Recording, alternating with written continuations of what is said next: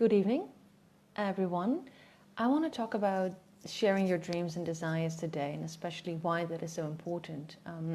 Why it is important to let the world in sometimes, let them know what you're up to, what you're doing. And there are two reasons for that, for me, things that I know from my own experience, because as I'm sure some of you know, I've I've been a writer for most of my life. Like, I cannot remember when I was not writing, but there was always something that I hid from the world. Like, it's always something that I never shared. Like, nobody ever read anything I wrote. It was very much a secret thing. I remember when I was in university, I was convinced I couldn't write. So what I did was I wrote the whole summer. I wrote every Christmas break.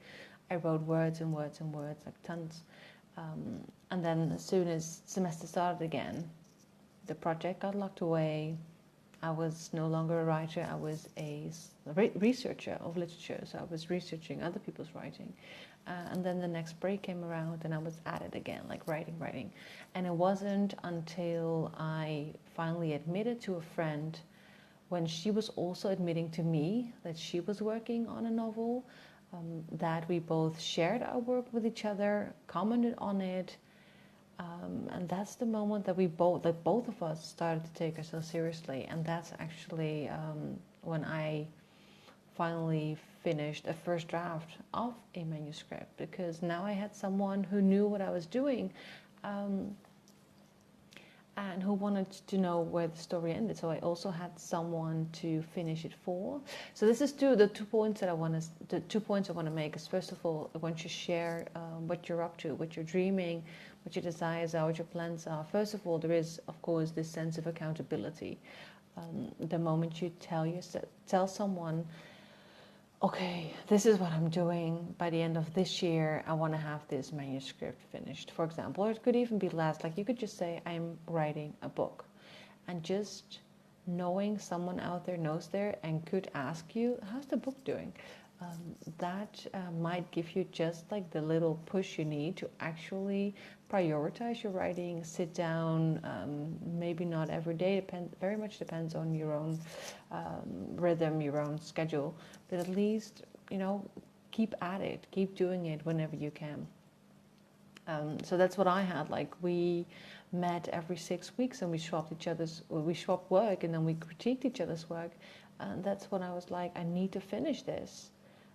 Because someone is going to read it, someone is going to comment on it. And at the same time, a friend of mine also figured out that I was writing. She's a huge young adult fantasy fan, and I'm writing young adult urban fantasy. So what happened there is that I finally let her read it. And she became like my cheerleader. Like, she was not someone who gave very critical comments, but she loved the story. So it was also, for me, like, knowing that she knew, knowing that she read what I was writing, knowing she wanted to read more, that gave me the accountability that I needed to be like, okay, I just need to finish this chapter, because then I can send it to her, and then she'll stop asking me about it, And not that she was asking in a negative way. Like, she was like I said, like, she didn't have the pom-poms, but she was definitely a cheerleader. It's very nice to have one of those in your team as well, even though they do not provide the absolutely critical comments you also need, like, to fix your work and to make it better. It's always nice to have someone in your corner who is just cheers you on, just loves what you're doing, because it's very nice. It's almost like the ideal reader, the ideal audience that Stephen King talks about. That's the person that you want to read your novel. Somebody who's so absolutely in love with your story and your characters that she cannot help herself but text you, did you finish the next chapter yet? And I need to know what happened with them, and I need to know what happens with that. So yeah, for me, a lot of accountability. But the other thing why it's important to actually talk about what you're doing, what creative endeavor you're up to, is because, and you know this from other contexts, like, the moment you say it out loud, it becomes true. I could always, even though I was writing every break, so every summer break, which was like, what, 2 months or so, every winter break, two more weeks, I was writing. Like I hid away in my room and I was just, typing away at that computer. But in between those moments, I never thought of myself as someone who was writing. Like it was almost as if I forgot that I was writing, that I was actually working on something. It just wasn't part of my life because I had I almost compartmentalized it. Like I put it in a box, and it was only there when I could shop for it. So this is my other point. Like the moment you speak that kind of truth, the moment you say, I am doing this, I'm working this, it's a very vulnerable gesture, but it's a very brave gesture. And it also, what I kind of feel is like the moment you say something like that, it means you're serious. It means you're showing up for yourself. It means you're showing up for your dreams. It means you're showing up for your plans. It means you're showing up for your inner muse. It means you're ready to acknowledge that work needs to be done. So those would be my two most important reasons why it's important to let someone in, and not do this all by yourself. You can do it all by yourself, but at least you can share and let people know, show people some of that journey. And I know, of course, one of the fears I can totally, I have that same fear, is that the moment you start sharing something about a manuscript you're writing or whatever project you're working on, the moment you start to share in too much detail what you're doing, it becomes instead of becoming just accountable, I've had that a lot with not necessarily, also with writing. When I promised one of my readers that this would happen with a character, and then I was writing the story and I was like, no, I'm sorry, something much worse is going to happen to this character. I'm so sorry. That needs to happen, so you need to keep that freedom. So when you share your dreams, when you share your plans, when you let people know what you're doing, don't think of it as something that you just set in stone. It's not something, you shouldn't force it. So if you need to be a little fake, you can be a little fake. You don't have to tell them exactly what it is you're doing, but just, keep it a little broad. You can say that you're, sorry. You can say that you're writing, you can say that you're writing a novel. You can even tell the genre that you're writing in, but you don't, like me, promise some of your readers that this is how the story is going to go, and then you're writing it and your characters are like, no, this is not how the story is going. We're taking this path. Sorry about that. So there's nothing you need to force yourself into.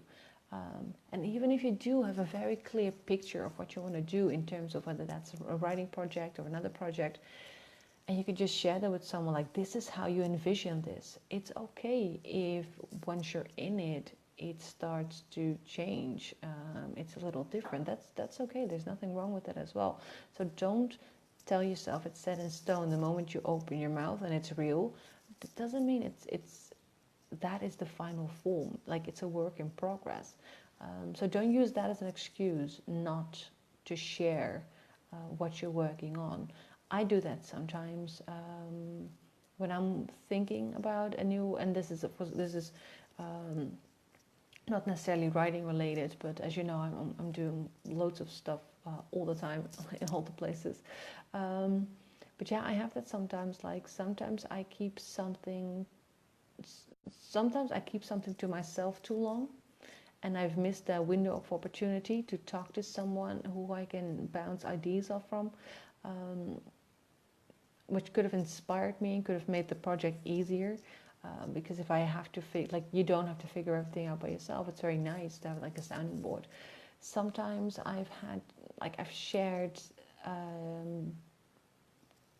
plans that were just coming to me too soon, and then for some reason, what I often have, when I share something too soon before I sort of incorporated it and processed it and figured out, did a little brainstorm by myself, it becomes very fleeting. Like I lose it almost if I share it too soon. So there's a balance there that you need to find for yourself. So when can you say something? But even like I said, even when you say something, it cannot repeat this often enough. It's not set in stone. It's supposed to be in progress. It's supposed to twist and turn and go wherever it needs to go, but it doesn't mean you cannot share. Another thing I want to mention, this is a very important one for me at least, is you have to figure out what exactly helps you.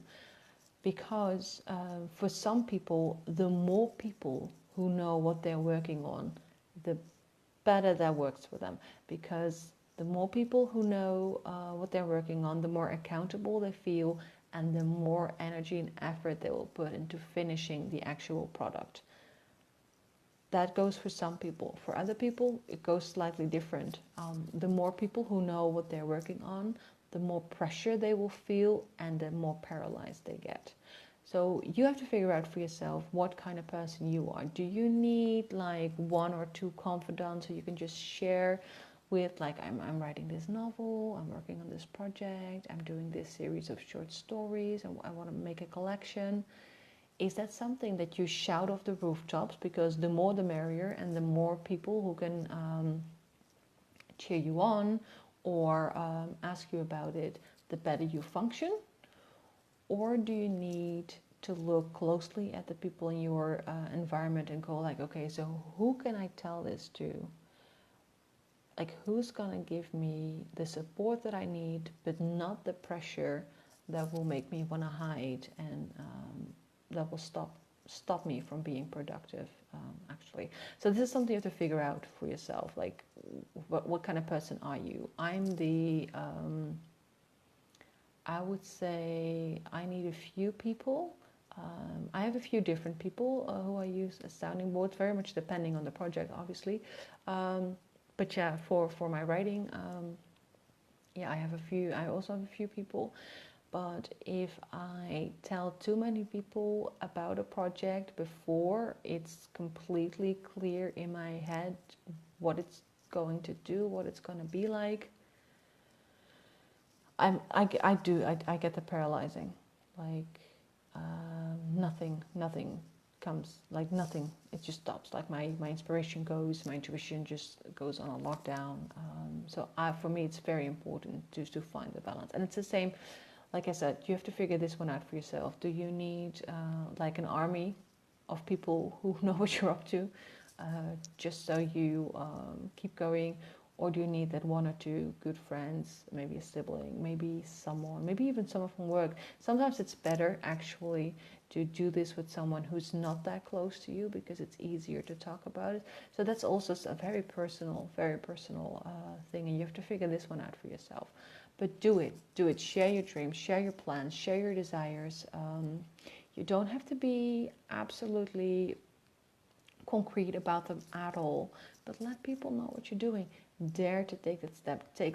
Search for that little bit of courage inside of yourself. Be vulnerable. Show up for yourself. Show up for your work, and enjoy the extra accountability that sharing your dreams, sharing your projects, sharing your creative endeavors brings with it. See you next week.